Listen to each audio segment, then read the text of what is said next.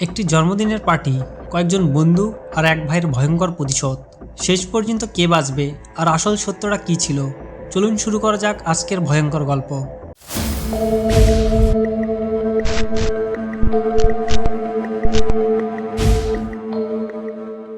কয়েকজন কলেজ বন্ধু একসাথে মজা করছে। তারা ট্রুথ অর ডিয়ার খেলছে। সেখানে ছিল ফ্লিক্স নামের এক ছেলে। সে একটু চুপচাপ ধরনের ছিল। খেলার সময় সবাই তাকে নিয়ে মজা করতে থাকে।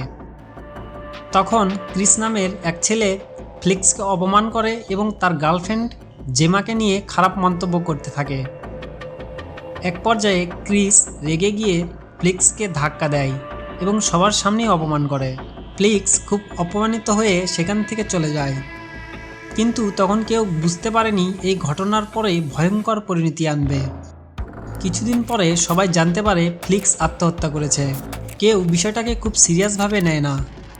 তাদের মনে হয় এটা শুধু একটা দুর্ঘটনাজনক ঘটনা, কিন্তু আসল ভয় তখনও শুরু হয়নি। এরপর একদিন সবাই আমন্ত্রণ পায় ফ্লিক্সের জন্মদিনের পার্টিতে। সবাই অবাক হয়, কারণ ফ্লিক্স তো মারা গিয়েছে। তবুও তারা ভাবে হয়তো এটা কোনো স্মরণ অনুষ্ঠান বা অন্য কিছু হবে। ফ্রি খাবার আর পার্টির লোভে সবাই সেখানে যেতে রাজি হয়। তারা পৌঁছে যায় এক বিশাল পুরনো বাড়িতে। বাড়িটি ছিল খুব নির্জন জায়গায়। চারিদিকে কাদা, অন্ধকার আর অদ্ভুত পরিবেশ। সেখানে তাদের স্বাগত জানায় ফ্লিক্সের বড় ভাই জাস্টিন। জাস্টিন ছিল সাবেক সেনা সদস্য। দেখতে শান্ত হলেও তার চোখের মধ্যে ছিল ভয়ঙ্কর কিছু। সে সবাইকে ভেতরে নিয়ে যায় এবং জানায় ফ্লিক্স আসতে পারেনি কারণ সে নাকি চিলিতে আছে। কিন্তু কিছুক্ষণ পরেই সবাই বুঝতে পারে কিছু একটা ভুল হচ্ছে, কারণ বাড়িতে কোনো পার্টির আয়োজন নেই। জাস্টিন ধীরে ধীরে সবাইকে বসায় এবং আবার ট্রুথ অর ডেয়ার খেলা শুরু করে। শুরুতে সবাই ভাবে এটা শুধু মজা, কিন্তু কয়েক মিনিটের মধ্যেই পরিস্থিতি ভয়ঙ্কর হয়ে যায়। হঠাৎ জাস্টিন বলে ফ্লিক্স আত্মহত্যা করেছে আর তোমরাই এর জন্য দায়ী। এই কথা শুনে সবাই হতবাক হয়ে যায়। তারপর জাস্টিন একটি পোস্টকার্ড দেখায়, যেটা ফ্লিক্সের পকেটে পাওয়া গিয়েছিল। সেখানে লেখা ছিল ট্রুথ অর ডিয়ার। জাস্টিন বিশ্বাস করত এই পোস্টকার্ডটি ফ্লিক্সকে আত্মহত্যা করতে বাধ্য করেছে এবং সে ঠিক করে ফেলেছে সত্য বের না হওয়া পর্যন্ত কেউ এখান থেকে বের হতে পারবে না। এরপর শুরু হয় আসল ভয়ঙ্কর খেলা। জাস্টিন সবাইকে চেয়ারে বেঁধে ফেলে, তাদের মোবাইল আর গাড়ির চাবি নিয়ে নেয়, এমনকি বন্দুকও বের করে। সে বলে যদি কেউ সত্য বলে কে পোস্টকার্ড পাঠিয়েছে তাহলে বাকিদের ছেড়ে দিব। কিন্তু কেউ কিছু জানতো না, অথবা হয়তো কেউ সত্য লুকাচ্ছিল। এরপর জাস্টিন শুরু করে ভয়ঙ্কর টর্চার। সে ক্রিসকে ট্রুথ অর ডেয়ার খেলতে বাধ্য করে। তার সামনে দুটি বোতল রাখা হয়, একটিতে পানি আর অন্যটিতে অ্যাসিড। জাস্টিন বলে ভুল বোতল বেছে নিলে তোমার প্রেমিকা মারা যাবে। ক্রিস ভয়ে কাঁপতে থাকে, সবাই চিৎকার করতে থাকে। শেষ মুহূর্তে সে সঠিক বোতল বেছে নেয়, কিন্তু সবাই বুঝে যায় জাস্টিন সত্যি পাগল হয়ে গেছে। এরপর ধীরে ধীরে পুরনো সব সত্য বের হতে শুরু করে। জানা যায় ফ্লিক্স আসলে খুব একা ছিল। সে জেমাকে পছন্দ করত, কিন্তু সবাই তাকে নিয়ে হাসাহাসি করত। আরও জানা যায় পার্টির রাতে ফ্লিক্স কিছু বিব্রতিকর পরিস্থিতির শিকার হয়েছিল।